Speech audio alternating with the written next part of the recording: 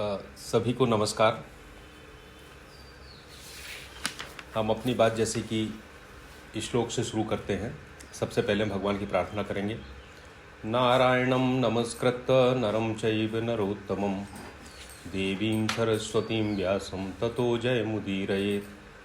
प्रपन्नपारिजाताय स्तोत्रवेत्रैकपाणये ज्ञानमुद्राय कृष्णाय गीतामृतदुहे नमः।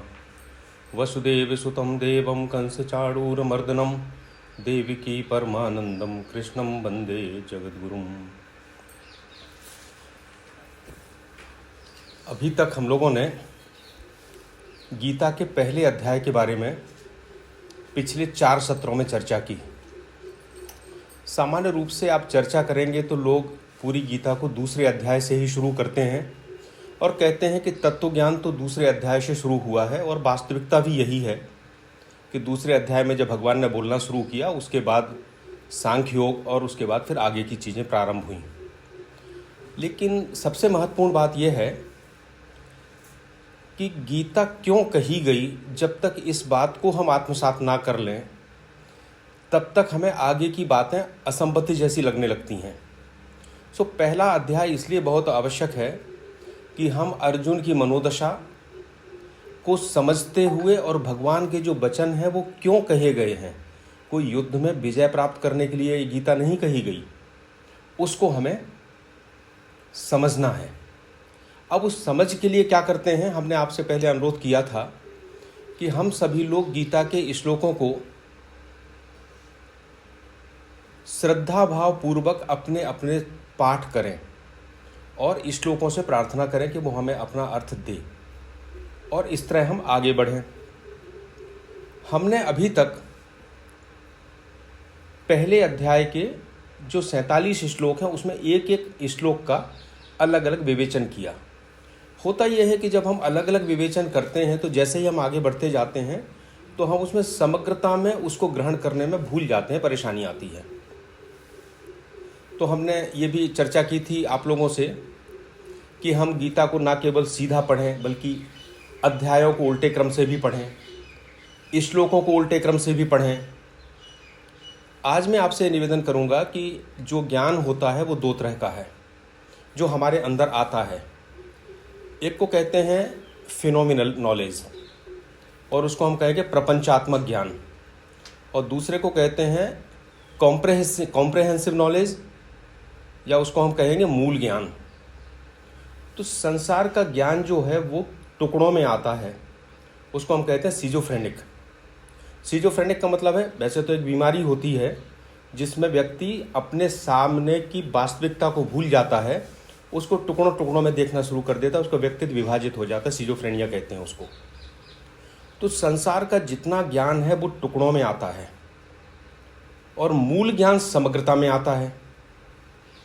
लेकिन समस्या ये है कि मूल ज्ञान प्राप्त करने के लिए जो साधन है वो तो संसार के साधन हैं।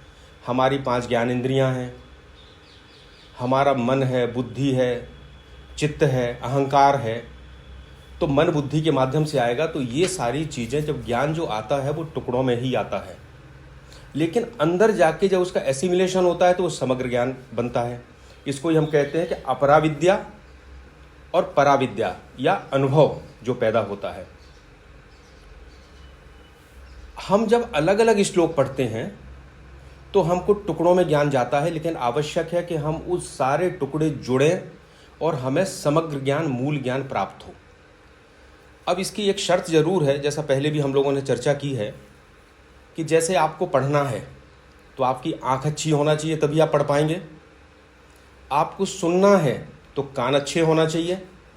अगर आंख और कान अच्छे नहीं हैं तो ना आप पढ़ पाएंगे, यानी वो ज्ञान आपके अंदर, वो नॉलेज आपके अंदर उन दोनों माध्यमों से नहीं जा रही है। लेकिन जब वो चली जाती है तो जो वो परा ज्ञान बनता है वो कैसे बनता है?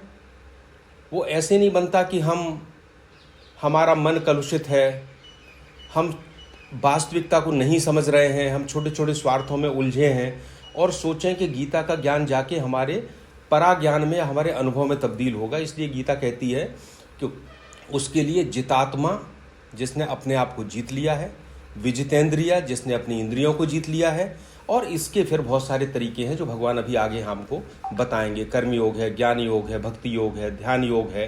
तो ऐसे बहुत से तरीके जिनके कारण चित्त शुद्धि होगी, और चित्त शुद्धि होके जो सीजोफ्रेंडिक नॉलेज हमारे अंदर जा रही है वो समग्र ज्ञान में कन्वर्ट होगी, अपरा ज्ञान परा में कन्वर्टेड होगा। तो हमें क्या करना है? पहले तो ये करना है कि जो हमने 47 श्लोक अभी सुने हैं, चर्चा की है, उनको हम लगातार 3-3, 4-4 के क्रम में पढ़ें, फिर पूरे अध्याय के क्रम में पढ़ें। आगे आप जाएंगे तो आप पाएंगे कि भगवान कहेंगे कि दान 3 तरह का होता है, सात्विक, राजसिक और तामसिक। यज्ञ बताएंगे, बहुत सी चीज़ें बताएंगे। तो हम पहले केवल सात्विक ज्ञान, अगर सात्विक दान की बात करें पढ़ें, राजसिक दान की बात कर पढ़ें, और सात्विक दान की बात पढ़ें, और तामसिक दान की बात पढ़ें, और फिर हम तीनों को एक साथ पढ़ें, तो हमें उतनी चीज़ें एक समग्रता में हमारे अंदर आना शुरू हो जाएंगी। और पात्रता की बात तो हम पहले ही कह चुके हैं आपसे। आज हम दूसरा अध्याय शुरू करने के पहले ये चर्चा करेंगे कि अभी जो हमने पहले अध्याय को किया उसको एक बार हम समग्रता में देखने का प्रयास करेंगे, और ये प्रयास करेंगे कि भगवान ने का उद्देश्य क्या है बताना, क्योंकि जब तक उद्देश्य क्लियर हो जाएगा तो हम गीता को आगे पकड़ पाएंगे। एक और बात है कि चूंकि ये पूरी गीता आपके अंदर से संबंधित है, तो अंतर जितना स्वच्छ होगा गीता उतनी तेजी से अंदर आएगी। एक तो भगवान की कृपा शुरू होती है कि हम पढ़ना शुरू करते हैं, और गीता समझ में नहीं आ रही है तो इसका मतलब है कि हमको आंतरिक शुद्धि की ज़रूरत है। कुछ ना कुछ, वो कर्मयोग के माध्यम से हम करें या किसी दूसरे माध्यम से करें, उसके आगे चलेंगे। पहले ये हमेशा सोच लें कि हम अपना मूल्यांकन खुद करें कि गीता समझ में नहीं आ रही तो हमारे अंदर क्या कमी है और हमें उसे कैसे दूर करना है। अभी तक की जो हमने बात की है, तो पहले अध्याय में धृतराष्ट्र ने सबसे पहले पूछा कि कुरुक्षेत्र में, युद्ध क्षेत्र में, धर्म क्षेत्र कुरुक्षेत्र में क्या हुआ। संजय ने बताना शुरू किया। सबसे पहले हम देखते हैं कि दुर्योधन ने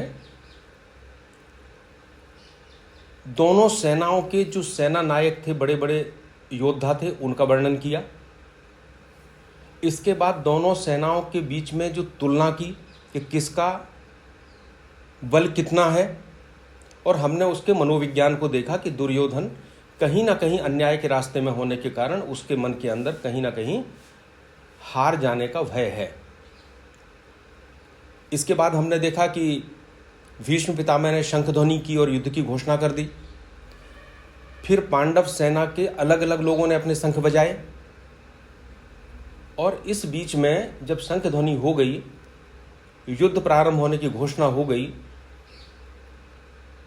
तो प्रवृत्ते शस्त्र संपादे धनुर्उद्यम पांडवा, जिस समय शस्त्र चलने के लिए तैयार हो गए उस समय अर्जुन ने कहा कि मेरे रथ को दोनों सेनाओं के बीच में खड़ा कर दो। और यहाँ अर्जुन क्या कहता है आगे? वो कहता है मैं देखना चाहता हूँ कि मेरे से लड़ने के लिए कौन आए हैं। और इस मनोविज्ञान का जब विश्लेषण करते हैं तो हमें लगता है कि अर्जुन ये देखता था कि भाई हम तो बहुत बलशाली हैं, हमें जीतना है, देखूँ तो कौन कीड़े मकोड़ों की तरह, पतंगे की तरह हमारे सामने मरने आए हैं, उनको मैं देख तो लूँ एक बार। लेकिन जब देखता है और पाता है कि दोनों सेनाओं में हमारे संबंधी हैं, मामा, चाचा, ससुर, पुत्र, पौत्र, ये सब लोग खड़े हुए हैं, तो फिर वो कृपया पर्याविष्टु, अत्यंत अत्यंत करुणा से भर जाता है। अब यहाँ हमने एक उदाहरण दिया था, और इसी चीज़ को हमें फिर से ध्यान रखना है कि अर्जुन की करुणा केवल इस कारण से थी, सो कॉल्ड करुणा जो थी, कि उसके सामने मरने के लिए उसके अपने स्वजन खड़े हो गए थे। और हमने इसका एक उदाहरण आप लोगों से कहा था कि इसकी जगह हम लोग जब देखते हैं कि भगवान राम जब वन में जाते हैं और वो देखते हैं कि अस्थियों का ढेर लगा है और सारे असुरों ने, राक्षसों ने मुनियों को खा लिया है, तो वो कहते हैं कि नयन जल छाए।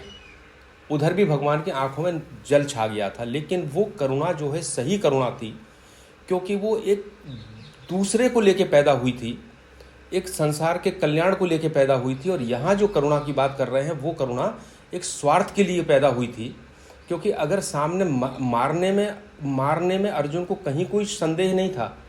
आज तक भी वो युद्ध करता रहा था और खूब नरसंहार किया था, बड़े बड़े युद्ध किए थे, जीता था, लेकिन कभी ऐसी बात नहीं आई थी। आज क्यों आई? क्योंकि आज उसके सामने अपने लोग खड़े थे। जो ये विभाजन है क्षुद्रता का कि हम केवल अपने परिवार तक और जिसको हमने अपना माना उत तक सीमित रहें, और दूसरा हम एक समग्र सृष्टि को लेकर चलें। इन दोनों के बीच अंतर है, इसको हम पकड़ेंगे तब हम आगे बढ़ेंगे। क्योंकि पूरी गीता में ना तो कृष्ण ने कहीं युद्ध जीतने की बात की है और ना अर्जुन ने कहा है कि मुझे युद्ध जिता दो। अर्जुन ने कहा मेरा कल्याण किसमें होगा। सो गीता जीव का और जगत का जो मूल ज्ञान है उस पर प्रकाश डालती है, ताकि हम इस संसार में आए हैं तो हम अपने कल्याण के लिए प्रयास कर सकें, उसका मार्ग क्या होगा। अर्जुन ने सबसे पहले तर्क देना शुरू किया, क्योंकि वो तो उसको अपना जो करुणा थी वो लग रहा था ये दया है हमारी जो अंदर पैदा हो गई, हम इनको क्यों मार रहे हैं, हमको इससे पाप पड़ेगा। तो उसने अपने तर्क देना शुरू किए। और तर्क कैसे दिए? तर्क उसने धर्म के रूप में ही दिए। देखिए, कभी भी संसार में असत्य हो, झूठ हो, अधर्म हो, वो अपने असली रूप में सामने नहीं आ सकता, क्योंकि असली रूप में सामने आएगा तो कोई उसको स्वीकार नहीं करेगा। सो ये सारी चीज़ें हमेशा धर्म के वेश में आती हैं, और अन्याय न्याय के वेश में आएगा, अधर्म धर्म के वेश में आएगा, और आदमी तर्क देगा नहीं ये तो बड़ा अच्छा, ये तो धर्म है हमारा। तो सबसे पहले उसने तर्क दिया कि भाई हमको तो हमारे शरीर में जो परिवर्तन हो रहे हैं, हमें कोई श्रेय नहीं दिखता, ना हमें विजय नहीं चाहिए, मुझे त्रैलोक का राज्य नहीं चाहिए अगर अपने लोगों को मारना है।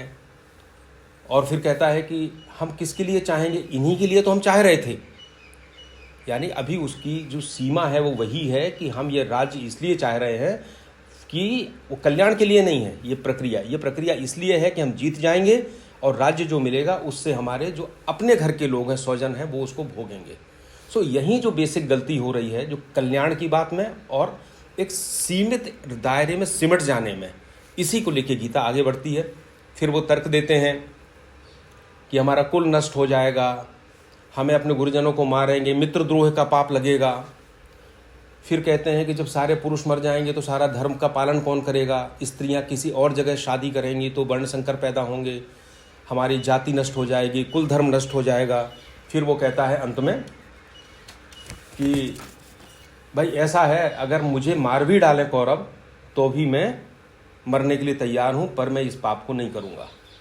सो अब इसमें एक जरा विचार करें, इसमें समग्रता में ऐसा नहीं है कि अर्जुन कोई अचानक युद्ध क्षेत्र में आ गया था और कहने लगा था कि ये उसने देखा और पहली बार उसको पता चला कि अरे भीष्म को मारना है मुझे। बिल्कुल नहीं था। कौरवों से लड़ाई तो बहुत पहले से चल रही थी, 13 वर्ष का वनवास भोग लिया था, और वहाँ पे भी जगह जगह कौरवों ने मारने का प्रयास भी किया था, उससे बच के निकले थे। बाद में कहा था भाई पूरा राज्य नहीं देते, मुझे 5 ही गाँव दे दो, वहाँ तक भी समझौता हो गया था। बीच में बहुत सारी घटनाएं हुई थी, द्रौपदी का चीरहरण हुआ था, सभा में अधर्म हुआ था, ये सारी चीज़ें थी, और उसे पहले से मालूम था हमें किससे लड़ना है।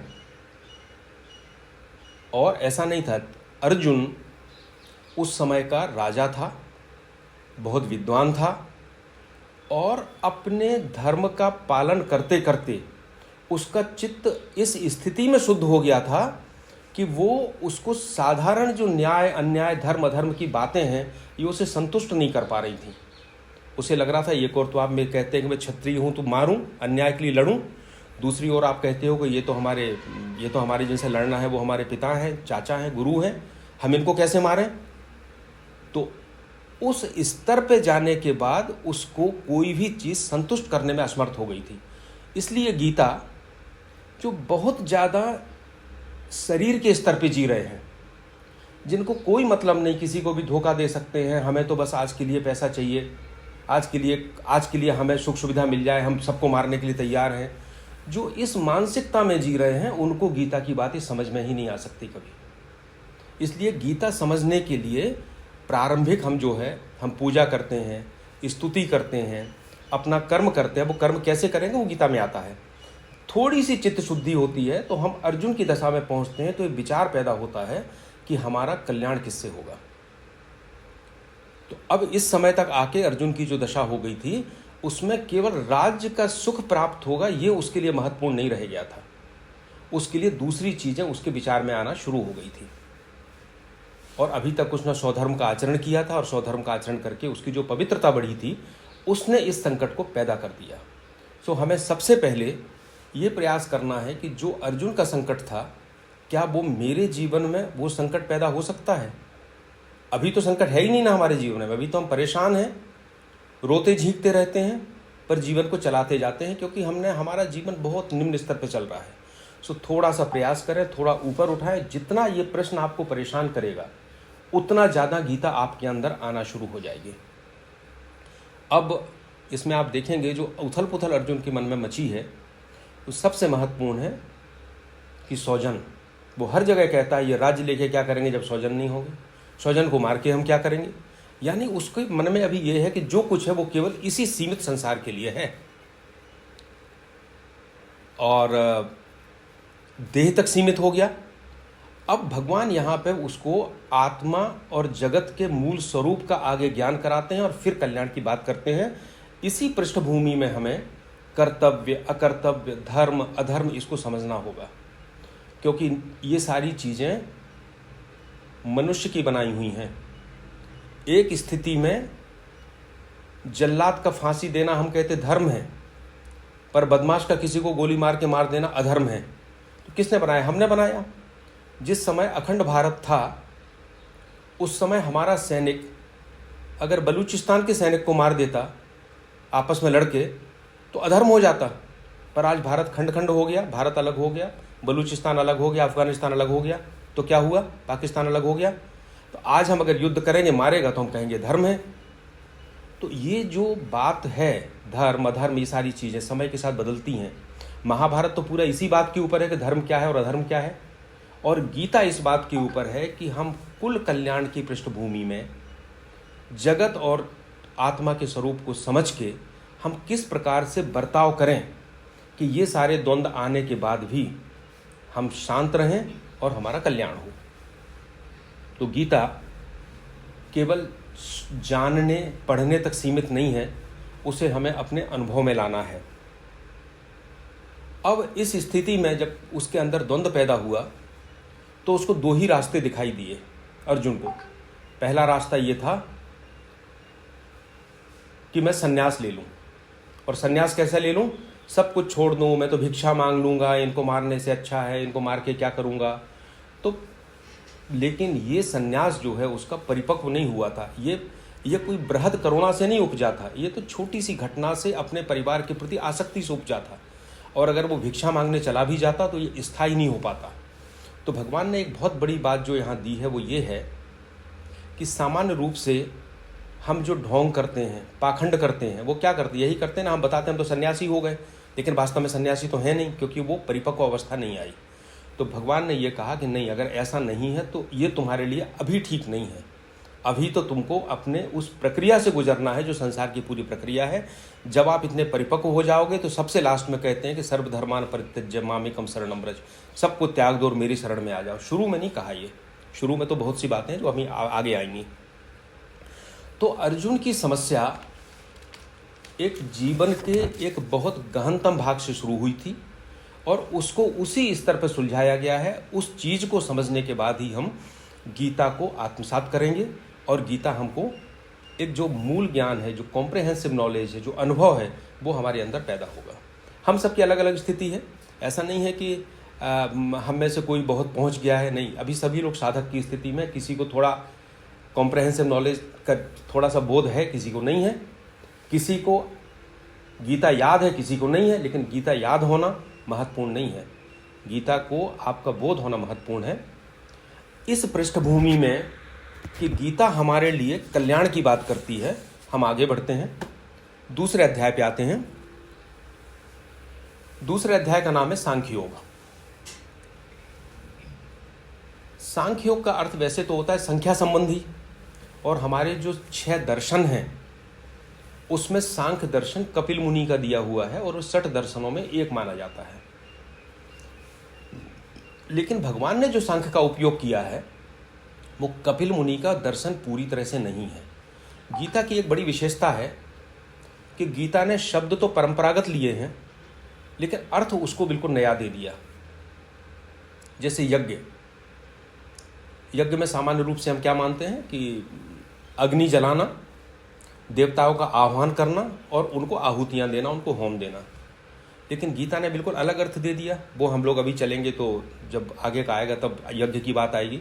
उन्होंने पूरे ब्रह्मांड में एक दूसरे की मदद से जो चल रहा है पूरा ब्रह्मांड, उसको यज्ञ कहा है। उस चीज को जो हम लोग आपस में एक दूसरे की मदद करते हैं। पौधा नहीं होता तो हमारे पास खाने के लिए नहीं होता, हम नहीं होते तो कुछ और नहीं होता, एक साइकिल चल रहा है पूरा का पूरा। उसके बारे में डिटेल बात करेंगे जब ये विषय आएगा। इसी तरह से भगवान ने सांख्य को भी एक नया रूप दिया है। कपिल का जो सांख्य है वो निरीश्वरवादी है, उसमें ईश्वर नाम की कोई सत्ता नहीं है। और कपिल के सांख्य में एक प्रकृति है और एक पुरुष है। लेकिन भगवान ने सांख्य शब्द का उपयोग किया, लेकिन यहाँ परा प्रकृति भी है, अपरा प्रकृति भी है, यानी जीव भी है, प्रकृति भी है, लेकिन एक पुरुषोत्तम भी है जो इन सबके ऊपर है। और 15वां अध्याय तो पूरा पुरुषोत्तम योग है। तो यहाँ जो दूसरे अध्याय में सांख्य शब्द का उपयोग किया है वो विवेक विचार के बारे में किया है। इसका एक अर्थ विवेक विचार भी होता है। तो भगवान ये कहते हैं कि जो समस्या अर्जुन को पैदा हो गई उसको सबसे पहले वो विवेक और विचार के द्वारा उसको बोध कराना चाहते हैं कि तुम्हारी वास्तविक स्थिति क्या है। और यह दूसरे अध्याय का सांख्य है जिसमें आत्मा अनात्मा की बात करते हैं कुछ श्लोकों में। और इसके बाद वो बात करते हैं कि इस ज्ञान को हम अपने दैनिक जीवन में कैसे उपयोग में लाएं। सो ये पूरा दूसरा अध्याय होता है। तो सांख्य को हमें इस रूप में लेना पड़ेगा कि विचार बुद्धि के द्वारा हम उसको कर्म में ले जाते हैं। उसके बारे में पूरा दूसरा अध्याय है। ये शुरुआत है। अब हम श्लोक पे आते हैं दूसरे अध्याय के। सबसे पहला श्लोक है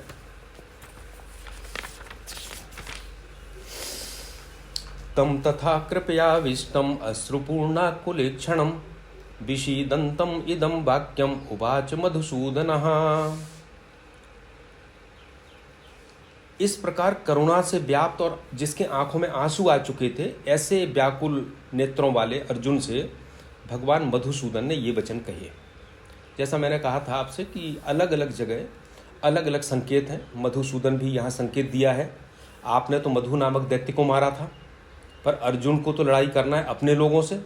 तो कहने का अर्थ है कि ये बहुत कठिन स्थिति है। आपने तो मधु तो आपका ना रिश्तेदार था ना कुछ था, दैत्य था, इसलिए आपने मार दिया, मधुसूदन कहलाने लगे। लेकिन यहाँ तो हमें अपने आप से लड़ना है, अपने स्वजनों से लड़ना है अर्जुन को। दूसरा इसमें है कृपयाविष्टम। आप देखेंगे कि सामान्य रूप से हम देखेंगे कि जब कभी दुख होता है और हम उस दुख को कहना शुरू करते हैं तो वो दुख हमारे ऊपर हावी हो जाता है, मनोभाव हमारे ऊपर हावी हो जाते हैं। किसी के घर में कोई मृत्यु हो जाती है, बहुत दुखी होते हैं, लेकिन दुख भी धीरे धीरे कम होता है। लेकिन साल भर बाद भी कोई उसका रिश्तेदार मिलने जाता है और याद आ जाती है कि वो फला फला हमारे परिजन की मृत्यु हुई थी, तो आदमी की आंखों में आंसू आ जाते हैं, बोलने लगता है, उसके बारे में बताने लगता है। तो हमारे जैसे मनोभाव होते हैं, जैसा हम बोलते हैं वैसे मनोभाव होते जाते हैं। आप देखें कि गीता जब शुरू हुई तो धनुष उठा के लड़ने के लिए तैयार इतना ज़्यादा उत्साह था, लेकिन जैसे जैसे उसने अपने भाव धीरे धीरे अपनी बातें कहीं कि हमारा ये हो जाएगा, धर्म नष्ट हो जाएगा, पाप होगा वगैरह वगैरह जैसे कहना शुरू किया, अब स्थिति ये हो गई कि मनोभाव अर्जुन के ऊपर हावी हो गए और आंखों में अश्रुपूर्णा कुलिक्षण, आंसू आ गए आंखों में। यहाँ भी जो आगे बात कह रहा है वो उसी तरह की बात कहेगा कि जो उसने सोचा है उसके लिए तरह तरह के तर्क खोजे हैं। लेकिन इसमें जो सबसे पहले भगवान क्या करते हैं कि ऐसे व्यक्ति के साथ अभी तक भगवान पूरे चुप रहे हैं कि भाई तुम्हें जो कहना हो वो कह लो। अब भगवान ने बोलना शुरू किया तो सबसे पहले तो भगवान ये जानना चाहते हैं कि वास्तव में तुम जो बात कह रहे हैं कितनी गहराई से आ रही है ये बात। तो सबसे पहले भगवान उसको डांटते हैं। 2 श्लोक है मात्र। इसके बाद भगवान फिर चुप हो जाते हैं। पहला श्लोक है मतलब यानी दूसरे अध्याय का दूसरा श्लोक है। श्री भगवान उवाच कुतस्त्वाकस्मलम इदम विषमे समुपस्थितम अनार्यजुष्टम अस्वर्गम अकीर्तिकरम अर्जुन। भगवान कहते हैं हे अर्जुन, इस विषम समय में जो उचित नहीं है इस समय ये बात करना, तुझे ये मोह कहाँ से प्राप्त हुआ है? क्योंकि इसमें 3 चीज़ें बहुत महत्वपूर्ण हैं। अनार्यजुष्टम, यह ऐसा है जिसे आर्य लोग नहीं करते, अनार्य लोग करते हैं। अस्वर्गम, यह ऐसा है जो स्वर्ग को नहीं देता है। और अकीर्ति, ये ऐसा है जिससे तुम्हें यश प्राप्त नहीं होगा, तुम्हारी बदनामी होगी। तो हम इस श्लोक को लें। सबसे पहले वो कहते कुतस्त्वा, मतलब भगवान आश्चर्य करते कहाँ से, ये कहाँ से आ गया। तो आश्चर्य हम जनरली या तो कोई चीज़ हमें पता नहीं हो तब करते हैं, या किसी को हमें समझाना, अरे ये कहाँ से तुमको ऐसा हो गया। तो भगवान ने सबसे पहले उसको एक तरह से चेतावनी दी, कुतस्त्वा कहाँ से आ गया ये इस समय में तुम्हारे अंदर। लेकिन महत्वपूर्ण बात है, भगवान ने अभी उसके तर्कों को काटा नहीं है। भगवान ने ये नहीं कहा शुरू में कि अरे तुम्हें गलत बोल रहे हो, ये कुलधर्म उलधर्म कुछ नहीं होता, या वर्णशंकर कुछ नहीं होता, या पितर नहीं गिरेंगे, ऐसा नहीं कहा उन्होंने। क्योंकि एक परिस्थिति में अर्जुन ने जितने तर्क दिए हैं वो सारे तर्क सही हैं। महाभारत का परिणाम क्या हुआ, बड़ी संख्या में विद्वानों का, योद्धाओं का, राजाओं का विनाश हो गया, धर्म के पालन करने वाले लोग खत्म हो गए, भाषा संस्कृति का विनाश हुआ, एक नए तरह से भारत पैदा हुआ। हालांकि ये भी कहा जाता है उसका एक दूसरा तरीका कारण ये है, उस समय राजाओं में इतना ज़्यादा अधर्म बढ़ गया था कि भारत रूपी शरीर का एक ऑपरेशन कृष्ण भगवान ने किया और उस सड़े गले अंग को अलग कर दिया और नए तरह से हमारी संस्कृति और सभ्यता का उदय हुआ। तो यहाँ तो हम केवल इतनी बात करेंगे कि अर्जुन ने जितने तर्क लिए थे वो सारे तर्क महाभारत के बाद सही पाए गए।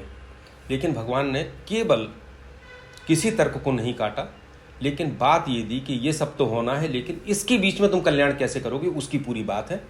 दूसरा वो कहते हैं कि जिस चीज़ को अर्जुन अभी तक ज्ञान समझ रहा था उसको भगवान कहते हैं कि कुतस्त्वा कस्मलमिदम, ये मैल, ये बुराई तुम्हारे अंदर कहाँ से आ गई। यानी जिसको वो ज्ञान समझ रहा था उसको भगवान बुराई और मैल की बात कहते हैं। फिर भगवान कहते हैं अनार्य। तो अनार्य का जो हमारे शास्त्रों में आता है, आर्य और अनार्य, ये कोई नस्ल नहीं है, बल्कि जो भी धर्म का पालन करता है, सदाचरण पे चलता है, शास्त्रों की बात मानता है, उनके बताए मार्ग पे चलता है, वो आर्य है। और जो इसके विपरीत चलता है वो अनार्य है। तो इन्होंने जो कहा अनार्य जुष्टम, तो आर्य वो है जो अपने कल्याण के लिए सोचने के बाद काम करता है कि मेरा कल्याण किस में होगा। तो पहली बात जो भगवान ने कहा कि अगर तू विचारशील है और अपने कल्याण की बात कर रहा है तो भी जो कह रहा है वो तेरे इसके योग्य नहीं है कि तू इसको छोड़ दे और पलायन कर जाए। दूसरा अस्वर्गम, दूसरे वो व्यक्ति होते हैं जो कहते हैं हम तो पुण्य कमाएंगे और हमारे लिए स्वर्ग पर्याप्त है। और आप देखेंगे कि जो कर्मकांड हैं वेदों में, उनमें स्वर्ग ही सर्वोच्च है, उसमें मोक्ष जैसी चीज़ नहीं, स्वर्ग ही सर्वोच्च है। लेकिन यहाँ भगवान ने यह कहा है कि स्वर्ग ठीक है, लेकिन स्वर्ग से वापस पुनरावृत्ति होती है, इसलिए हमें भगवान में निवास करने की बात, कल्याण की बात भगवान करते हैं। तो दूसरा है अस्वर्गम, यानी अगर तेरी स्थिति ऐसी है तो स्वर्ग को चाहता है तो भी तेरे लिए ठीक नहीं है, कल्याण चाहता है तो भी ठीक नहीं, क्योंकि अनार्जुष्टम, स्वर्ग चाहता है तो भी ठीक नहीं है, अस्वर्गम। और तीसरा कहते हैं अकीर्तिकरम, और छोटे लोग होते हैं निचले स्तर पर रहने वाले, जो ना स्वर्ग चाहते ना कुछ चाहते हैं, वो चाहते बस मेरा तो थोड़ा लोग मुझे अच्छा समझें, मेरा प्रचार प्रसार हो जाए। तो भगवान कहते हैं तो इस स्थिति में भी है तब भी ये तेरे को कीर्ति यश नहीं देगा। तो भगवान का ये एक तरह से फटकार है। लेकिन दूसरी जो वो है श्लोक है, उसमें भगवान और ज़्यादा हार्ड हो गए, हार्श हो गए हैं। वो कहते हैं क्लैब्यम मा इसम गमः पार्थ न तत्त्वयि उपपद्यते क्षुद्रम हृदय दौर्बल्यम त्यक्तोतिष्ठ परम तप। वो कहते हैं क्लैब्य, क्लैब्य का मतलब है नपुंसक। अर्जुन जैसे व्यक्ति को, जो इतना बड़ा राजा है, जिसका समाज में इतना सम्मान है, उसको ये कह देना कि तू क्लैब्य है, कितना अपमान है। लेकिन कई बार ये होता है कि हम अपमान करके भी लोगों की चेतना को जागृत करते हैं। तो शायद ये मनोवैज्ञानिक रूप से भगवान ने इतना उसको खराब शब्द बोला कि उसकी चेतना जागृत हो, वो सोचने पे विवश हो जाए। फिर भगवान कहते हैं क्षुद्रम हृदय दौर्बल्यम, जिसको अर्जुन ने समझा था कि मेरी दया है, मेरी करुणा है, उसको भगवान कहते हैं ये तो तुम्हारे हृदय की क्षुद्रता है, ये तुम्हारी दया करुणा नहीं है, ये तो तुम बहुत सीमित हो गए हो, इस कारण तुमको ऐसा लग रहा है। अब उसका रोग क्या था? रोग उसका दो तरह का था। पहला तो रोग ये था कि मोह था, जिसके कारण वो क्षुद्रता में आ गया था। और दूसरा जो है वो था, उसको पाप का भय लग रहा था कि हम अगर युद्ध करेंगे, मारेंगे तो हमको पाप पड़ेगा। अभी तक कभी पाप का भय नहीं लगा, जब तक इतने युद्ध लड़ लिए, मारा काटा सब किया, कभी पाप का भय नहीं लगा। लेकिन अपने व्यक्ति खड़े हो गए तो पाप का भय लगने लगा।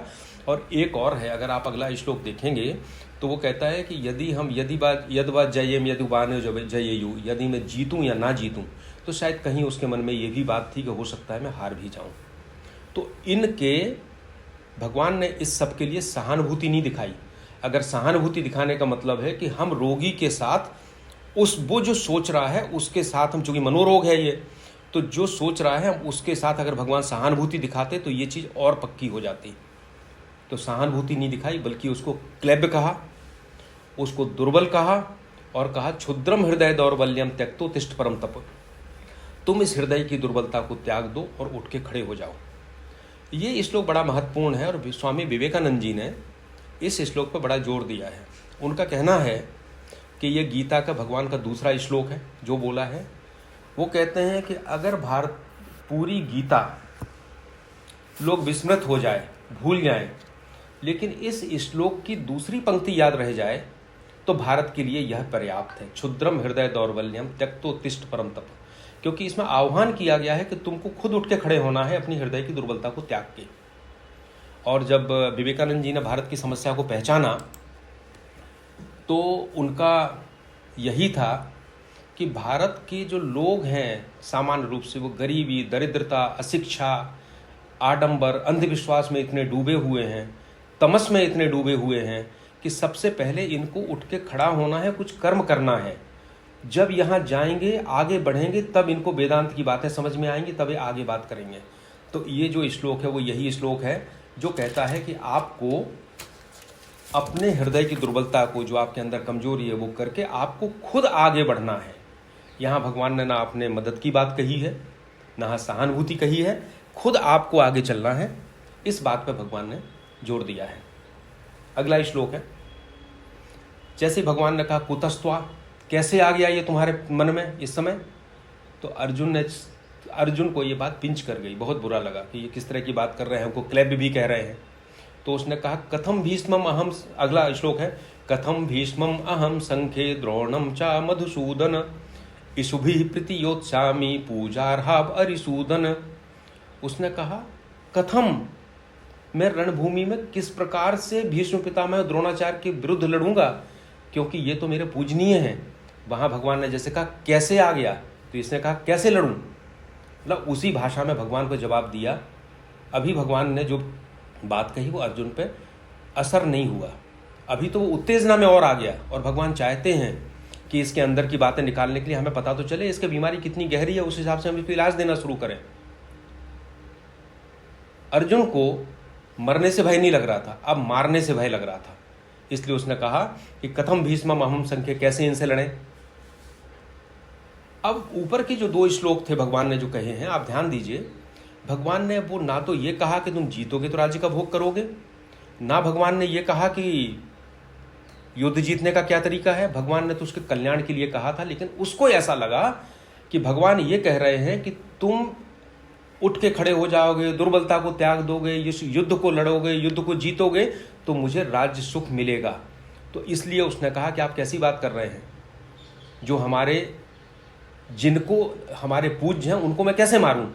यानी अब उसको ये लग रहा है कि भगवान राज्य के सुख को इस परिजनों की हत्या से होने के पाप के बराबर इक्वल करके दे रहे हैं, जबकि ऐसी बात नहीं है। भगवान की दृष्टि बिल्कुल अलग है, उस दृष्टि को समझ के हम गीता को आगे बढ़ते हैं। अगला श्लोक है, इसने कहा हम कैसे मारें, फिर वो कहता है, लेकिन उसको लगा कि हाँ भगवान कुछ कह रहा है, थोड़ा संतुलित हुआ। अब वो फिर तर्क देना शुरू करता है, गुरून् हत्वा हि महानुभावान् श्रेयो भोक्तुं भैक्षमपीह लोके हत्वार्थ कामास्तु गुरून् हैव भुंजीय भोगान रुद्र प्रदिग्धान। वो कहता है कि अगर हम इनको मारते हैं, इन महानुभावों को, उससे ज़्यादा अच्छा है कि मैं भिक्षा मांगकर अन्न खा लूँ, वो ज़्यादा कल्याणकारक है। क्योंकि इन परिजनों को मारेंगे और इस रक्त से सना हुआ जो भोग है उसको ही तो भोगूंगा मैं। ऊपर से अर्जुन का उत्तर बहुत अच्छा लगता है, लेकिन आज तक क्या करते रहे, आज तक भी तो यही युद्ध करते रहे, यही रक्तपात करते रहे, और वैसे देखा जाए तो गलत भी नहीं कहा। जितना इतिहास आप देखें, जहाँ भी युद्ध हुए हैं उसके बाद जो स्थिति हुई है, जिसने भी भोग भोगा है वो रुधिर में सना हुआ ही भोग था। लेकिन फिर वही बात है, दृष्टि में परिवर्तन है। भगवान कल्याण के लिए एक अलग चेतना के स्तर पर जाके काम करने की बात कर रहे हैं। और अर्जुन अभी भी ये समझ रहा है कि भगवान हमें राज्य को जीत के राज्य के भोग को करने की आज्ञा दे रहे हैं, जो रुधिर से सना हुआ है, इसलिए हम नहीं करेंगे। अगली बात करता है, यद नाचे तद विद्मः कतरन्नो गरीयो यद्वा जयेम यदि बानो जयेयु यानेव हत्वा न जिजीविषामस् तेव स्थितः प्रमुखे धार्त राष्ट्रा। वो कहते हैं मुझे ये भी नहीं पता कि युद्ध करना या ना करना क्या श्रेयस्कर है, और हम ये भी नहीं जानते कि हम कौरवों को जीत पाएंगे या नहीं जीत पाएंगे। फिर वो एक महत्वपूर्ण बात करता है कि जिनको मारकर हम जीना भी नहीं चाहते वे आत्मीय हमारे सामने खड़े हैं। अब बताइए आप कि जिनको मारकर हम जीना नहीं चाहते, इतना प्रेम कहां से आ गया अर्जुन के मन में?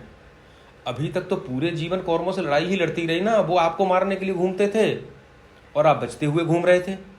लेकिन अचानक ये कहना कि इनको हम, अभी पहले आतताई भी कह चुके हैं उनको, उसके पहले दुर्बुद्धि भी कह चुके हैं कौरवों को, लेकिन आज अचानक ये प्रेम आया। तो फिर वही बात है कि ये अस्थायी है, जो उसके स्वभाव के विपरीत है, और जैसा शमशान वैराग्य उस तरह का, इसलिए भगवान ये सब बातें कर रहे हैं। और फिर ये कहना है कि अगर ये परिपक्व होता तो शायद ये गीता नहीं होती। भगवान कहते बिल्कुल ठीक है, तुम्हारी करुणा इतनी व्यापक हो गई है कि तुम इस संसार में किसी को भी दुख नहीं दे सकते हो, तो ठीक है अब तुम संन्यास ले लो, बिल्कुल ठीक है, युद्ध मत करो, बिल्कुल ठीक हो जाता।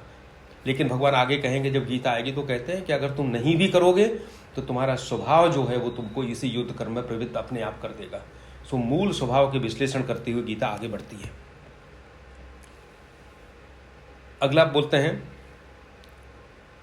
कार्पण्य दोषोपहत स्वभावः पृच्छामि त्वां धर्म सम्मूढ़ चेता यच्छ्रेयस्यान्निश्चितं ब्रूहि तन्मे शिष्यस्ते हम साधि मां त्वां प्रपन्नम। ये बड़ा प्रसिद्ध श्लोक है गीता का, जिसमें वो भगवान से प्रार्थना करते हैं कि मैं इस कायरता रूप दोष मेरे अंदर आ गया है, मेरा स्वभाव कायर हो गया है, मैं धर्म के विषय में मोहित, चित्त मेरा मोहित हो गया है, मुझे समझ नहीं आ रहा धर्म क्या है। अब जो साधन निश्चित रूप से कल्याणकारक हो वह मुझे कहिए, मैं आपका शिष्य हूं और आपकी शरण में आया हूं। इस श्लोक में दो तीन चीजें मैं आपको बताऊं। पहला तो ये है, ये वो श्लोक है जिसके बारे में कहा जाता है कि जब हम किसी संसार में किसी द्वंद्व में फंस जाते हैं, हमें समझ नहीं आता कि हमें क्या करना है, तब हम इस श्लोक को पढ़ के भगवान से प्रार्थना करना चाहिए। शिष्यस्ते हम साधि मां त्वं प्रपन्नम, आप ही मुझे ज्ञान दीजिए कि मैं क्या करूं। इस श्लोक को, और इस श्लोक की और विशेषता है, हम ये नहीं कह रहे भगवान से कि हमको इसमें परीक्षा में सफलता दिला दो, या हमको इस हमारा ये कोर्ट में केस चल रहा है इस केस में जिता दो, नहीं। यत् श्रेय सुनिश्चितम ब्रूहि तन्मे, जिसमें मेरा कल्याण हो वो चीज मुझसे कहिए। और जो कल्याण है वो केवल किसी संसार में किसी चीज को जीतने में या किसी चीज को पाने में नहीं है। जो परम कल्याण की बात है हम उसके लिए भगवान से प्रार्थना कर रहे हैं कि वो हमें उस दिशा में ले जाए। तो इस श्लोक की और विशेषता यह है कि अर्जुन ने पहली बार स्वीकार किया है कि उसके अंदर कायरता का दोष है। तो अपनी कमी स्वीकार करना, अपनी गलती स्वीकार करना भी आपके आगे बढ़ने के लिए बहुत जरूरी है। जो पहला तो उसने ये किया। दूसरा, यत् श्रेय सुनिश्चितम ब्रूहि तन्मे, उसने कहा मेरे लिए जो श्रेयस्कर है वो आप कहिए। तो दूसरा, उसने ना युद्ध में विजय की बात की ना कुछ कहा, आप कहा मेरे कल्याण की बात करिए। तीसरी बात यह है कि कल्याण की जागृति कब होती है? जब हम अपनी वर्तमान दशा से असंतुष्ट हो जाते हैं। जैसे शुरू में बात आई थी, अगर हम जीवन को बहुत निचले स्तर पे जी रहे हैं तो हमें कोई परेशानी नहीं है, हम धोखा देते हैं, बात करते हैं और अपना काम किसी तरह से निकाल लेते हैं और आगे बढ़ते जाते हैं। लेकिन जब चेतना थोड़ी ऊपर जाती है, ये विडंबना शुरू होती है, हम वर्तमान स्थिति से असंतुष्ट हो जाते हैं। सो हमें सबसे पहले अपनी वर्तमान स्थिति से असंतुष्ट होना है कि नहीं, ये जो सब हो रहा है ये ठीक नहीं है। ये विचार करते करते, कर्म करते करते जब ये असंतुष्ट होंगे तब हमारा गीता में प्रवेश शुरू होता है, तभी कल्याण की जागृति पैदा होती है। अब इसमें एक चीज और है, इसमें वो कहता है कि शिष्यस्ते हम, मैं आपका शिष्य हूं, साधि माम त्वाम प्रपन्नम, मुझे ज्ञान दीजिए, मुझे कल्याण के बारे में बताइए।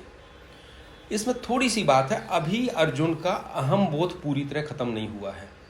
अभी वो कह रहा है कि आप मुझे ज्ञान दीजिए, करना तो मुझे ही है, मैं आपकी बात सुनूंगा लेकिन करना मुझे है।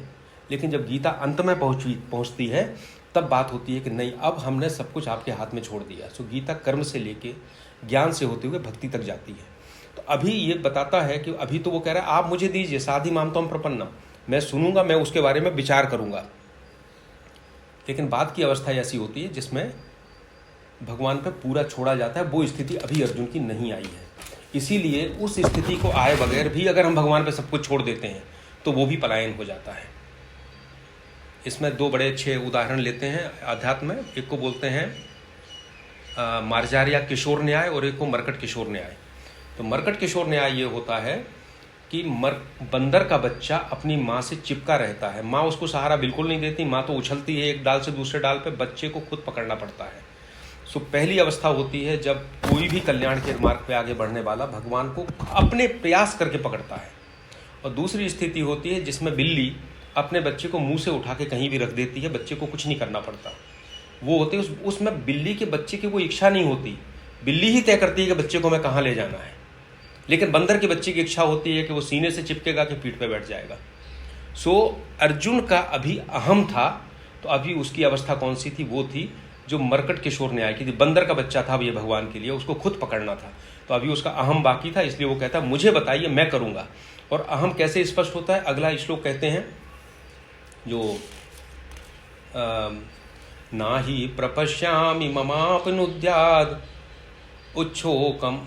अच्छोकमुच्छोषणम् इंद्रियाणाम अवाप्य भूमाव सपतनम रिद्धम राज्यम सुराणापि अपिचाधिपत्यम।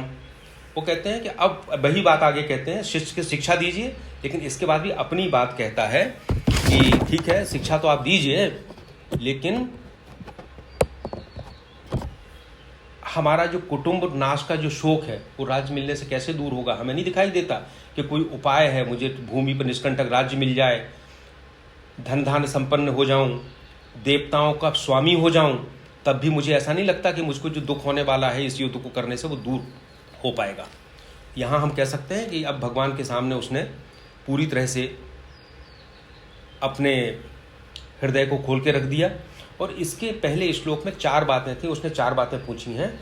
एक तो उसने कहा है कि धर्म सम्मूढ़ चेता, मुझे ये नहीं पता कि धर्म क्या है। फिर कहता है यच्छ्रेयः सुनिश्चंद्रम रूहितन में, जो कल्याण हो वो कहिए। फिर शिष्यस्ते हम, मैं शिष्य बन रहा हूँ। और साधी मामतम प्रपन्ना, मुझे शरणागत हो गया हूँ, मुझे ज्ञान दीजिए। और इधर हृदय खोल के रख दिया। लेकिन ये कहा अभी उसका अहम है, इसलिए कहता है आप कह जरूर रहे हो, लेकिन मुझे ये सब मिल जाएगा तब भी मेरा शोक दूर नहीं होगा। इतने के बाद संजय कहते हैं एव मुक्ता ऋषिकेशम गुड़ाकेशः परम तप नायोत्स इति गोविंदम उक्त्वा तूष्णीम बभूवः। इतना कहने के बाद वो बोला, चुप हो गया। क्या बोला? नायोत्स इति गोविंदम, हे गोविंद मैं युद्ध नहीं करूंगा।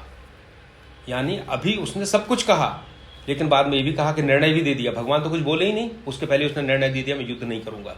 सो अभी उसकी शरणागति पूर्ण नहीं हुई है। गोविंद शब्द यूज किया है। गोविंद गुरु की सर्वज्ञता को बताता है, उसे विश्वास है कि कृष्ण मेरे गुरु हैं, सर्वज्ञ हैं, मुझे बताएंगे। लेकिन अभी अहम के कारण वो उसने पहले डिसीजन दे दिया कि ना युद्ध इति गोविंद, मैं युद्ध नहीं करूंगा। तूष्णीम बभू, तूष्णीम बभू चुप हो गया। राधा कृष्णन जी ने अपने भाष्य में बड़ी अच्छी बात लिखी है, डॉक्टर राधा कृष्णन ने। उन्हें लिखा है कि सत्य तभी प्राप्त होता है जब आप चुप हो जाते हैं। अगर लगातार बोलता रहता तो भगवान को बोलने की आवश्यकता ही नहीं थी, समय ही नहीं था। अभी तक बोल ही रहा था पूरे पहले अध्याय में। तो तूष्णीम बभूभा, चुप हो गया। जब चुप हो गया, सत्य को सुनने के लिए तैयार हो गया, तब भगवान ने बोलना शुरू किया। और इस श्लोक के साथ हम इसको समाप्त करेंगे आज। भगवान कहते हैं, भगवान जो श्लोक है वो कहता है तम उवाच ऋषिकेशा प्रहसन्निब भारत सैन्योर उभयोर मध्य विषीदंतम इदम बचः। अर्जुन तो विषाद में डूबा है और अंतर्यामी श्री कृष्ण भगवान दोनों सेनाओं के बीच में उस विषाद में डूबे हुए अर्जुन को हंसते हुए से यह वचन कह रहे हैं। भगवान का जिस अर्जुन को बचपन से जानते थे, जो उनकी बात मानता था, जो इतनी युद्ध की योजना बना के लाया था, लेकिन जब उसने भगवान को इतना मना कर दिया, कहने के बावजूद भी मैं युद्ध नहीं करूंगा, और चुप हो गया, तो भगवान को ना क्रोध आया, ना क्षोभ आया, न विषाद हुआ। नाराज भी हो सकते थे, डांटना शुरू कर देते, हंसते हुए बोले। ये भगवान की निर्लिप्तता बताता है। तो भगवान का जो चरित्र है, अगर आप आगे चलेंगे और जब आप पढ़ेंगे स्थित प्रज्ञता क्या है, तो कृष्ण के चरित्र में जगह जगह ये स्थित प्रज्ञता झलकती है। और जैसे मैं हमेशा कहता हूँ, रामचरितमानस में जब सीता जी का स्वयंवर हो रहा था और भगवान धनुष तोड़ने के लिए उठे, तो उनको कोई व्यग्रता नहीं थी कि सीता से विवाह होने वाला है और उसमें कुछ उत्साह के साथ उछलते हुए दौड़ते हुए चले जाएं। वो कहते हैं भगवान तुलसीदास जी के हर्ष न कछु विषाद मन माही, न मन में कोई हर्ष था न विषाद था, एक सम जीवन चल रहा था। तो जैसे ही हम इनके भगवान के चरित्र देखते हैं और स्थित प्रज्ञता से मिलाते हैं, तो हमें पता चलता है कि क्या स्थिति है। तो भगवान कृष्ण मुस्कुराते हुए से बोले, अगर वो यहीं कर कह देते यथेच्छसी तथा कुरु, जैसा बाद में कहा, जैसी तेरी इच्छा हो वैसा कर, तो फिर गीता की बात ही खत्म हो जाती, गीता आगे नहीं बढ़ती। आज हमने देखा कि किस मनोदशा में कृष्ण भगवान ने शुरू किया। अब हम लोग अगले जो अपनी चर्चा होगी उसमें हम अब भगवान जो सांख्य के अंतर्गत जो तत्व ज्ञान देना शुरू करते हैं वो बात करेंगे, और उसके बाद उस तत्व ज्ञान को कर्मयोग के माध्यम से जीवन में कैसे उपयोग करना है, हम उसके बाद शुरू करेंगे, बात करेंगे। आज बस इतना ही। श्री कृष्णार्पणमस्तु। कोई भी व्यक्ति कुछ प्रश्न करना चाहे तो हम लोग 1 या 2 प्रश्न जरूर ले सकते हैं। इनफैक्ट 15 मिनट है हमारे पास। नवीन चौधरी जी अपनी बात रखना चाहते हैं। ओम प्रकाश जी, नवीन जी आप अनम्यूट करके बोलिए। नमस्कार सर। नमस्कार सर, आपने सर पहले भी इसका उल्लेख किया था, मरकट और मारहजा। तो मेरे मन में कल भी सब सुन रहे थे तो एक बात आई थी इसमें संकल्प की। तो जब हम एक तरफ एज ए योगी, मतलब एज ए साधक, हमें हमेशा दुविधा में रहता है कि संकल्प में एफर्ट कितना हो और समर्पण कितना हो। मतलब जो आपने अभी बात कही सर, कर्मयोग ज्ञान योग के बाद भी भक्ति योग आएगा, तो क्या मैं इसको ऐसे समझ सकता हूँ कि कर्मयोग और ज्ञान योग से हमारा जो आंतरिक स्थिति है, हमारा अंतर्मन है, वो स्वच्छता से भर जाएगा और फिर समर्पण अपने आप हो पाएगी? क्या मैं सही समझ रहा हूँ सर? सारी संकल्प और समर्पण की बात, वो जो मरकट से मार्जा यात्रा, मरकट से मार्जा की तरफ हम कैसे यात्रा करें, संकल्प से समर्पण की तरफ? समर्पण सोच के नहीं हो सकता। अगर हम बुद्धि से सोचे कि हम समर्पण कर देंगे तो बुद्धि बीच में रहेगी, समर्पण नहीं हो पाएगा। उसके लिए हमको आंतरिक शुद्धि चाहिए, और आंतरिक शुद्धि का जो क्रम है, अगर हम जिस अवस्था में है वो कर्मयोग से शुरू होता है। तो कर्मयोग करने से चित्त शुद्धि होती है, चित्त शुद्धि होने से उसमें जो कॉम्प्रहेंसिव नॉलेज है वो आती है, और जब हमें एक बार विश्वास हो जाए, अंदर तक आरूढ़ हो जाए, तो समर्पण अपने आप होता है। जैसे एक साधारण सांसारिक उदाहरण आप लें कि मेरे सामने एक आदमी आके बैठ जाए और मैं उसको नहीं पहचानता हूँ, मुझे ज्ञान नहीं है कि क्या है, तो मेरा उससे व्यवहार दूसरा होगा। लेकिन मुझसे कहे कि ये सामने जो आदमी बैठा है ये तो प्रदेश का मुख्यमंत्री है, तो मेरे विचार एकदम बदल जाएंगे, मेरे उसके प्रति लगेगा, मेरे भाव बदल जाएंगे उसके प्रति। तो जैसे ही कर्मयोग से चित्त शुद्धि होने से कॉम्प्रहेंसिव नॉलेज आना शुरू होती है, वैसे भगवान की भगवत्ता पे हमारा विश्वास होना शुरू होता है।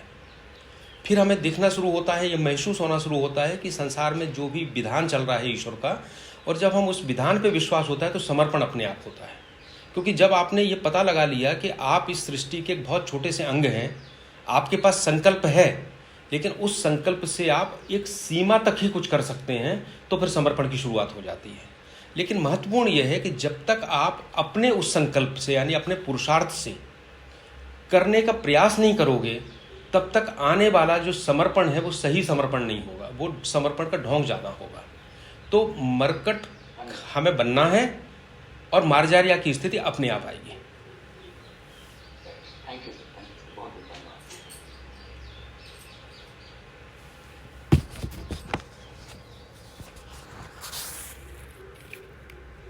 कोई और पूछना चाहता है या कोई बात अपनी रखना चाहता है? Anyway,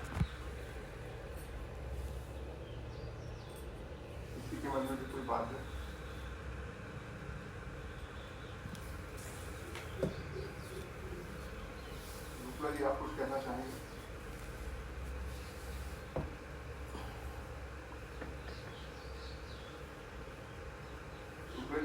चाहते हैं क्या? वास्तव में मैंने ये दूसरा अध्याय कल रात को पढ़ा था और 20 से 25 श्लोक तक मैंने उसको पढ़ा और आज जब मैंने सुना, मैं केवल तुलना करके बताना चाह रहा हूँ। तो कल जो बातें मैंने पढ़ी तो मेरे को जैसे अपन कहते हैं ना कि शाब्दिक बातें, तो वो शाब्दिक चीजें ही चली। तो जब आज श्रीवास्तव साहब ने उन के साथ लिंक किया, परिस्थितियों के साथ लिंक किया और जब उनके भावों को बताया तो वास्तव में समझ में आता है कि प्रत्येक श्लोक के प्रत्येक शब्द में भी बड़ा गूढ़ अर्थ है और ऐसा गूढ़ अर्थ है कि वो वही शब्द क्यों चुना, वही शब्द क्यों आया और उसके पीछे उद्देश्य क्या है और परिस्थितियां। तो वास्तव में बात यही मेरे को भी समझ में आई और वही मैं बताना चाहता हूँ। श्रीवास्तव जी को धन्यवाद भी देना चाहता हूँ कि इतने गूढ़ अर्थ और भावों के साथ उनका प्रस्तुतिकरण है कि वास्तव में हम एक तन्मय होकर के ही और अपने आप को भी उतना ही संलग्न करके सुने तो बहुत फायदा होगा और लगेगा कि आप क्या भी ज्ञान का स्तर जो है वो धीरे धीरे ऊपर उठ रहा है। तो मैं बहुत साधुवाद ही देना चाहूंगा कि उनकी व्याख्या जो है बहुत ही तार्किक है और परिस्थितियों को खोलते हुए मनोभावों के साथ उन्होंने प्रस्तुत किया। धन्यवाद। ओम प्रकाश कुछ लोग फिर से प्रश्न कर रहे हैं सर कि मरकट प्रेम और मार्जार प्रेम को स्पष्ट किया जाए एक बार और। सर आप जब गीता में आगे जाएंगे तो आप देखेंगे कि सबसे पहला जो महत्वपूर्ण श्लोक है वो है क्षुद्रम हृदय दौर्बल्यम त्यक्तोत्तिष्ठ परम तप। तुम अपनी हृदय की दुर्बलता को त्याग कर उठकर खड़े हो जाओ। तो यहाँ भगवान ने आह्वान व्यक्ति से किया है कि तुम खड़े हो जाओ, यानी हम खुद खड़े हो जाए, हमें किसी सहारे की ज़रूरत नहीं है। हम अपने पूरे पुरुषार्थ का उपयोग करें और हम खड़े हों। हमारी विपरीत परिस्थिति आई है तो हम तन मन धन से उसमें लड़ें, उसको अपने अनुकूल करें, उसमें अपना जो कल्याण हो उसको खोजें। फिर जब आप गीता में बीच में पहुंचते हैं तो भगवान कहते हैं कि निमित्त मात्रम भव सब्यसाचिन। क्या होता है जब हम इतना पुरुषार्थ कर लेते हैं कि एक सीमा आती है जब हमें लगता है कि पुरुषार्थ से कुछ नहीं होने वाला, चरम सीमा पे पहुंच गए, तब हम भगवान से प्रार्थना करें कि भगवान हमें अपना मदद करना प्रारंभ करें। पहले हमने भगवान से मदद नहीं मांगी, पहले भगवान मदद करता भी नहीं है गीता के अनुसार। गीता के अनुसार पहले क्षुद्रम हृदय दौर्बल्यम त्यक्तोत्तिष्ठ परम तप। फिर आता है जब भगवान से मदद मांगते हैं तब भगवान कहते हैं कि मैया वेते नहिता पूर्वमेव निमित्त मात्रम भव सब्यसाचिन। तू तो निमित्त बन जा, मैं कर रहा हूँ लेकिन करना तुझे ही है, लेकिन मेरे निमित्त बन के करना है।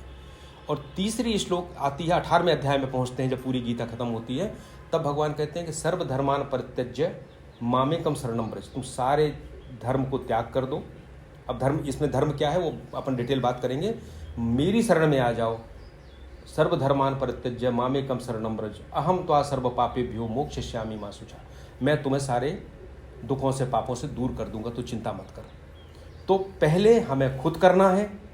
तो जैसे बंदर का बच्चा खुद करता है, माँ उसको मदद नहीं करती है, लेकिन बाद में हमें भगवान का निमित्त बनना है। और जब निमित्त बन चुकेंगे तब ऐसी स्थिति आएगी कि फिर भगवान जो चाहेगा वो हमसे कराएगा। पर परेशानी कहाँ होती है, हम अगली स्टेज जो अभी तक आई नहीं, जिस तक हम पहुँचे नहीं, उसको हम आज लागू करना चाहते हैं। तो आज हम पुरुषार्थ करे बगैर हाथ पैर ढीले करके बैठ जाते हैं कि अब भगवान हमारा काम कर दे। तो भगवान काम करेगा, उसकी ये प्रक्रिया है 3। तो इस तरह से जो पुरुषार्थ वाली है वो बंदर के बच्चे की है, क्योंकि बंदर के बच्चे को खुद प्रयास करना पड़ता है।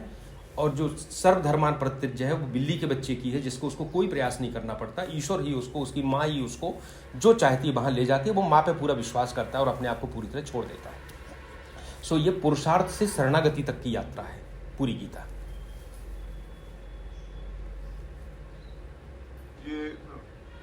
मुझे विश्वास है रमेश आपको अपने प्रश्न का उत्तर मिल गया होगा। कोई और अपना प्रश्न रखना चाहता हो तो अभी आखिरी एक और 2-3 मिनट बाकी है 7:30 बजने में, तो हम एक प्रश्न और ले सकते हैं।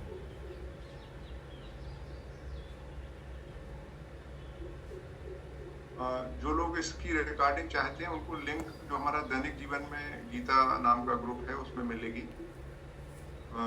जिन लोगों ने ज्वाइन नहीं किया हो तो वो अपने मित्रों जहाँ से उनको लिंक मिली है उनसे बात करके ग्रुप में जुड़ जाएं, ताकि आप सारे जो भी मैसेज हैं कभी कुछ और लगेगा बातचीत होगी वो उसमें मिलती रहेगी आपको। यानी कोई पूछना चाहता है कुछ तो जरूर बोल सकता है। हम आपकी किसी के मन में कोई और प्रश्न है कि बंद कर सकते हैं हम लोग? Hello, good morning sir. जी सीमा जी बोलिए। सीमा पोस्टी जी बोलिए। Yes sir, thank you. मुझे ये पूछना था, जैसे अर्जुन का स्थिति होता है, सिचुएशन होता है, आज भी बहुत सारे लोगों का कभी कभी हमारा भी होता है। वैसे जैसे अर्जुन को श्री कृष्ण ने बताया, आप लोगों का ये बात सोचो, जो करना है वही करो। आज की दुनिया में वो चलेगा क्या? क्योंकि जो भी करते हैं वो ही खत्म होता है। जैसे अर्जुन करने के लिए गए, अर्जुन का हो गया तो अर्जुन तो हो गए विनर, लेकिन आज मुझे आवाज नहीं आ रही सर पूरी, क्या बोल रही हैं मैडम? या आपको? मुझे भी नहीं आ रही सीमा जी, आपकी आवाज ठीक से नहीं आ रही है। हाँ हेलो, अभी आ रहा है सर? हाँ अब ठीक है। हाँ अब ठीक है, बोलिए। हाँ, मुझे ये पूछना था, जैसे अर्जुन का सिचुएशन होता है वैसे आजकल हमारा भी होता है। जैसे हम श्री भगवान ने जैसे बोले, आप थोड़ा माइक के पास से बोलिए, आप थोड़ा जोर से बोलिए, माइक के पास बोलिए प्लीज। हेलो, हाँ सुनाई देता है सर? दो लोग तो नहीं है पास में आपके? नहीं, दूर नहीं है सर, पास में ही हूँ। हाँ जी बोलिए। अभी सुनाई दे रहा है? जी जी मुझे ये पूछना था, जैसे अर्जुन का सिचुएशन होता था तब श्री कृष्ण ने बताया कि सामने कौन हमारे रिलेटिव्स है, ये है वो है, मत सोचो, जो आपको करना है वही करना है। आज की दुनिया में वैसे चलेगा क्या? अगर करने गए तो जो करने वाले हैं अच्छे लोग भी उन्हीं का पूरा करते हैं। देखिए, आज के ज़माने में और उस ज़माने में परिस्थितियां अलग हैं। ओम प्रकाश अपने आप को म्यूट हो गए आप। मैं ये कहना चाहता हूं कि आज के ज़माने में और उस ज़माने में परिस्थितियां अलग हो सकती हैं, लेकिन जो मानव का मनोविज्ञान है, जीव और जगत की जो वास्तविकता है, जो कल्याण के मार्ग हैं, उसमें कोई परिवर्तन नहीं आया है। और भगवान ने कहीं भी आपसे ये नहीं कहा, आप जब वो कहते हैं कि आप अपना पुरुषार्थ करो, तो आज भी आप अपना पुरुषार्थ से शुरुआत करके अपनी परिस्थितियों से लड़ सकते हैं। और पुरुषार्थ में आपको चयन करने का छूट है कि आप किस तरह से चयन करोगे, लेकिन आप जो प्रक्रिया चयन करोगे वो धर्म के विरुद्ध नहीं होना चाहिए, बस इतनी बात है। और आदमी का मूल स्वभाव, हम आगे पढ़ेंगे कि प्रकृति किस तरह से किस प्रकार के गुणों से संचालित होती है, तो वो निग्रो के लिए भी वही है जो एक अंग्रेज़ के लिए है, जो एक मुस्लिम के लिए है, जो एक हिंदू के लिए है, उसमें तो कोई फ़र्क नहीं है। इसलिए गीता समय के साथ और भौगोलिक स्थिति के साथ, स्थान और समय से परे है, इसलिए हमेशा इसको शुद्ध ज्ञान कहते हैं। और पुरुषार्थ में आपको छूट है कि आपकी जैसी सामाजिक परिस्थिति है, आप उस हिसाब से अपना मार्ग तय करें। और शिवा जी, ये भी बात देखिए, पूरे महाभारत के युद्ध में ऐसा नहीं है कि अर्जुन को नुकसान नहीं हुआ था। जो हम आज के जमाने में जिसको नुकसान बोलते हैं वो सब हुआ था। उसके बच्चे की मृत्यु हुई थी, उनके परिवार के लोगों की भी मृत्यु हुई थी।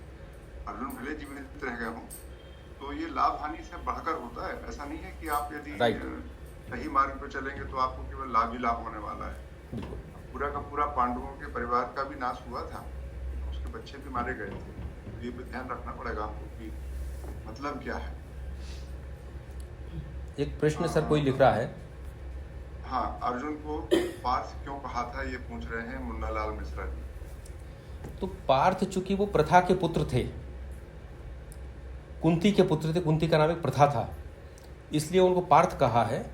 और दो शब्द जो है बहुत ज़्यादा आए हैं पूरे गीता में, एक पार्थ और दूसरा कौन्तेय। पार्थ तो 38 बार आया है, कौन्तेय 24 बार आया है। पार्थ उन्होंने तब कहा है जब उनने बहुत प्रेम से कोई बात कहना शुरू की है, समझाना शुरू किया है। तो भगवान की, उनके बुआ के लड़के थे तो एक करुणा थी उनके प्रति, तो करुणा जब जब भगवान की उभरती थी तब वो उसको पार्थ कहते थे या कौनते कहते थे, ऐसा गीता में आप पाएंगे। तो जो बहुत अच्छे मतलब उनको समझाने वाले श्लोक हैं उसमें इस शब्दों का उपयोग हुआ है। बाकी में तो अलग है, कहीं परंतप किया कहा है कि तुम शत्रुओं को तपाने वाले हो, तो जब वो पलायन की बात करता है तो परंतप कहते हैं, लेकिन जब प्रेम से भगवान कहते हैं तो उसको पार्थ कहते हैं। बुआ का पुत्र था इसलिए, प्रथा का पुत्र था इसलिए पार्थ कहते हैं। एक और कोई प्रश्न करना चाहते हैं? आखिरी प्रश्न रहेगा क्योंकि समय हो गया है। अशोक राहंगडाले जी कहना चाहते हैं। अशोक जी, आप अपना प्रश्न रख सकते हैं। और यदि किसी के मन में बाद में प्रश्न आता है तो गीता वाला जो हमारा ग्रुप है दैनिक जीवन में गीता, उसमें आप अपना प्रश्न डाल सकते हैं। तो हम अगले सप्ताह में या बीच में ही वो प्रकाश जी से आवेदन करेंगे कि वो आप उत्तर। जी अशोक जी बोलिए। अशोक जी बोलिए। लगता है उनसे गलती से हुआ था, ऐसा लग रहा है, वो आप हो गए। अशोक जी है कि चले गए? सर उनका माइक ही एक्टिवेट नहीं हुआ था, इन्होंने इसलिए हैंड रेज किया था। ओके ठीक है।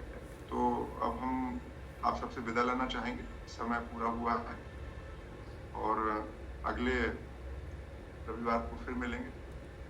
हमने जैसा आपसे बोल रखा है, IUIC करीब 5 कार्यक्रम चलाती है, उसमें से एक हमारा बहुत ही लोकप्रिय कार्यक्रम हो गया है गीता। इसके अलावा हम प्रत्येक शनिवार को विशिष्ट लोगों को बुलाते हैं। कल एक बड़ी अद्भुत चर्चा हुई, उस पर भी हमारा विषय कुछ और था लेकिन चर्चा पूरी वैदिक ज्ञान पर हुई। संस्कृत विश्वविद्यालय के कुलपति थे और बड़े विद्वान थे, उनने दोबारा आने का भी आश्वासन दिया है। फिर हम डॉक्टर्स को बुलाते हैं और एक कठोपनिषद पर भी हम लोग चर्चा कर रहे हैं। और 20 तारीख से एक स्वावलोकन का कार्यक्रम है जो कि आपको ध्यान लगाने में और अपनी समस्याओं के निपटाने में बहुत मदद करता है, विच इज यूजफुल इन दैनिक जीवन, डेली लाइफ में मदद करता है। तो यदि आप लोग चाहते हैं तो ग्रुप में हम उसके लिंक डालेंगे, आप उससे ज्वाइन कर सकते हैं। तो आप सबको बहुत बहुत धन्यवाद, नमस्कार। ओम प्रकाश जी, आपके प्रति हम कृतज्ञता ज्ञापित करते हैं कि आपने हम सबको इतनी अच्छी तरीके से गीता के संदर्भ में जानकारी दी। नमस्कार।